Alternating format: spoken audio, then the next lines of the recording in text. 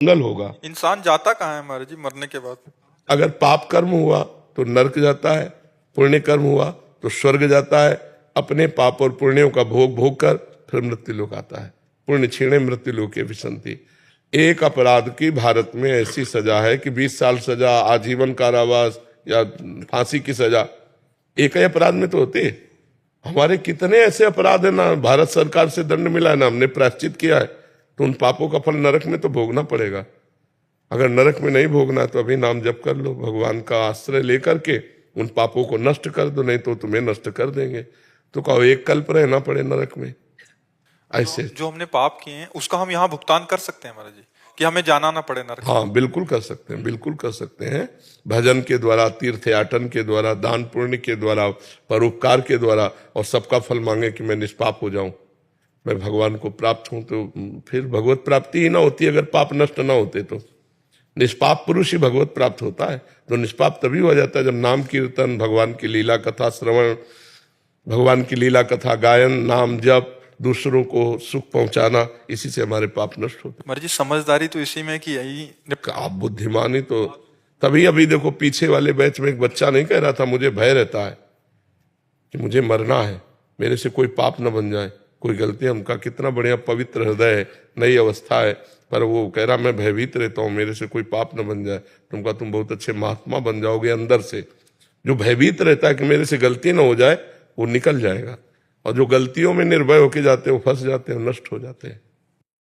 विराली जी सूरत से, महाराज जी आपके चरणों में कोटि कोटि प्रणाम। महाराज जी भक्ति का मतलब है स्वीकृति और समर्पण, मतलब जो परिस्थिति आए उसे स्वीकार करना और ठाकुर जी श्री जी की शरण में रहना। तो क्या महाराज जी भगवान से भौतिक साथ में इतना और जोड़िए, अखंड स्मृति, आश्रय भगवान के चरणों का, और अखंड स्मृति, निरंतर नाम जप। अगर ये नहीं तो फिर शरणागति पुष्ट नहीं हो सकती। भगवान का निरंतर सातु दीर्घकाल निरंतर सत्कार सेवितो दृढ़ भूमि। जो दीर्घकाल तक निरंतर भगवान का चिंतन करता है उसका हृदय भगवदाकार हो जाता है। बिना भगवदाकार हुए विषयाकार वृत्ति बार बार भोगों में, विषयों में जाती रहती है। तो शुद्ध भक्ति का स्वरूप है तदर्पिता अखिलाचारिता तद्स्मरणेन परम व्याकुलतेति। समस्त आचरण भगवान को समर्पित हो और भगवान के एक क्षण के विस्मरण होने पर भी परम व्याकुलता हो जाए। जैसे मछली को जल से अलग करो वो तड़पने लगती है, ऐसे भगवान का विस्मरण होने पर हमारे हृदय में व्याकुलता पैदा हो जाए। कैसे भूल गया अपने प्रभु को? तो निरंतर स्मरण, भगवत शरणागति, भगवत चरणारविंद का आश्रय, तो भक्ति पुष्ट होती है। आप क्या जानना चाहते हो? महाराज जी क्या भगवान से भौतिक जीवन की इच्छाओं के लिए कुछ भी मांगना सही है? क्या ये स्वार्थ नहीं? क्या भगवान को अल्पज्ञ जानते हो क्या, कि भगवान को ज्ञान नहीं? जब आप शरणागत हैं तो भगवान को सब पता है कि आपको कब क्या चाहिए, तो अपने आप विधान करेंगे। जोई जोई प्यारो करे सोई मुझ भावे। मैं क्यों भगवान से मांगू? कोई भगवान अल्पज्ञ है क्या कि उनको पता नहीं मेरी परिस्थिति का? यदि मेरी परिस्थिति को जानते हैं और मुझे ऐसे ही रखना चाहते तो मैं ऐसे ही रहना चाहूंगी, मैं अच्छा नहीं बनना चाहूंगी। कि अगर हमारी सब असुविधाएं हैं, दुख है, विपत्ति है, मेरे भगवान जान करके इसमें राजी हैं तो जरूर कोई मंगल विधान है, मैं इसी में रहना चाहूंगी। मैं अपनी इच्छा के अनुसार भगवान की इच्छा का विरोध नहीं करूंगी। मैं अपनी इच्छा को नष्ट करने की बात करूंगी, लेकिन भगवान की इच्छा है कि मैं दुख भोगूं तो मैं दुख भोगूंगी। उत्तम बात तो यह है। फिर इससे नीचे की बात है कि अब रहा नहीं जाता तो मैं किसी से न कहूं, अपने प्रभु से कहूं।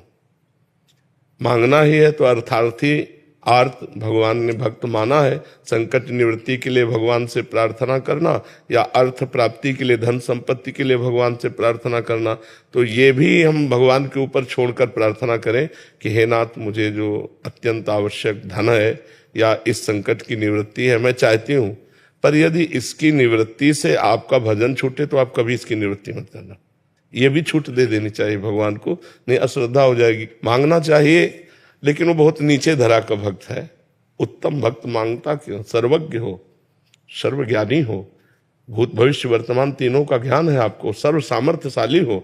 आपको जैसा मन हो वैसा आप मुझे चलाओ, मैं आपसे कुछ नहीं कहूंगा, बस आपका सुमिरन करूंगा, आपकी शरण में रहूंगा। तो भगवान ने एक वादा किया है गीता में, अनन्यश्चिन्तयन्तो माम ये जनाः परिपासते तेषाम नित्याभियुक्तानाम योगक्षेमम वहाम्यहम्, जो मेरा अनन्य चिंतन करता है उसके ये योगक्षेम की जिम्मेवारी मैं लेता हूँ।